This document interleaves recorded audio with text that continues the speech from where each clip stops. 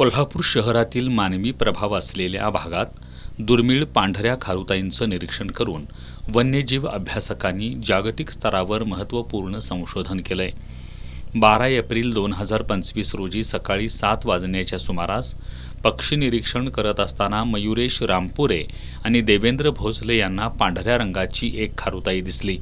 सुरुवातीला एकच खारुताई असल्याचा समज होता, मात्र बारकाईनं निरीक्षण केल्यानंतर त्या ठिकाणी अशा 2 खारुताई असल्याचं स्पष्ट झालं। हा प्रकार पहिल्यांदाच आढळून आल्यानं याचं महत्त्व जागतिक स्तरावर अधोरेखित करणं गरजेचं होतं। याकरिता या खारुताईंचा निरीक्षणपर अभ्यास सुरू करण्यात आला। या खारुताईंची पाहणी केल्यानंतर त्या ल्युसिस्टिक प्रकारातील असल्याचं निष्पन्न झालं। ल्युसिझम हा एक अनुवंशिक विकार असून त्यामध्ये शरीरावरील रंगद्रव्य अंशतः किंवा पूर्णपणे कमी होतं, परंतु डोळ्यांचा रंग सामान्य राहतो। या दुर्मिळ घटनेचं महत्त्व लक्षात घेऊन संबंधित ठिकाणी पुढील निरीक्षण सुरू करण्यात आलं। त्यानुसार देवेंद्र भोसले, मयुरेश रामपुरे आणि आमदार शशिकांत शिंदे महाविद्यालयातील सहाय्यक प्राध्यापिका कल्पना साबळे यांनी या घटनेवर आधारित संशोधन निबंध तयार केला।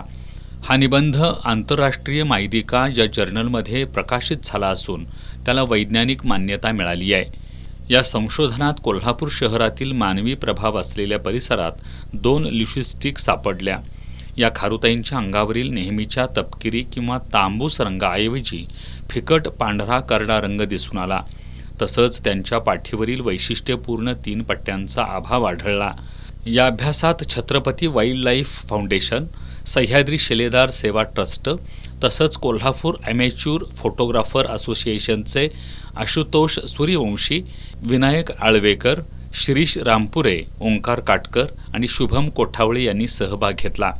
यासाठी मेढा येथील सहाय्यक प्राध्यापक ओंकार यादव यांचं मार्गदर्शन लाभलं, तर कोल्हापूर वन विभाग, तत्कालीन उपवनसंरक्षक कमलेश पाटील आणि वनक्षेत्रपाल रमेश कांबळे यांनी सहकार्य केलं। याबाबत बोलताना वन्यजीव अभ्यासक देवेंद्र भोसले यांनी अशा रंगातील बदल असलेल्या प्राण्यांना नैसर्गिक वातावरणात जगणं आव्हानात्मक असतं असं सांगितलं, कारण त्यांची शिकार होण्याची शक्यता वाढते।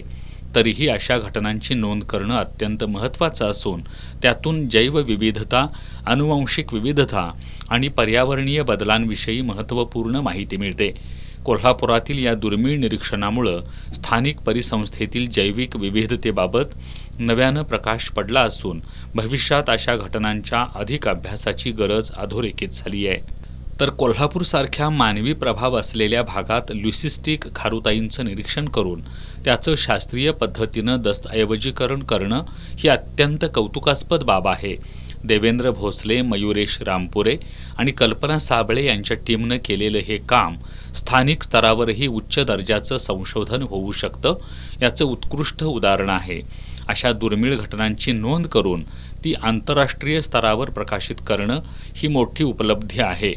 या संशोधनामुळे केवळ कोल्हापूरच नव्हे तर संपूर्ण महाराष्ट्रातील जैवविविधतेच्या अभ्यासाला नवी दिशा मिळेल, अशी अपेक्षा आमदार शशिकांत शिंदे महाविद्यालयातील प्राणीशास्त्र विभागाचे सहाय्यक प्राध्यापक ओंकार यादव यांनी व्यक्त केली। या संशोधनामुळे कोल्हापुरातील स्थानिक परिसंस्थेतील जैविक विविधतेबाबत जागरूकता वाढेल असा विश्वास व्यक्त होतोय।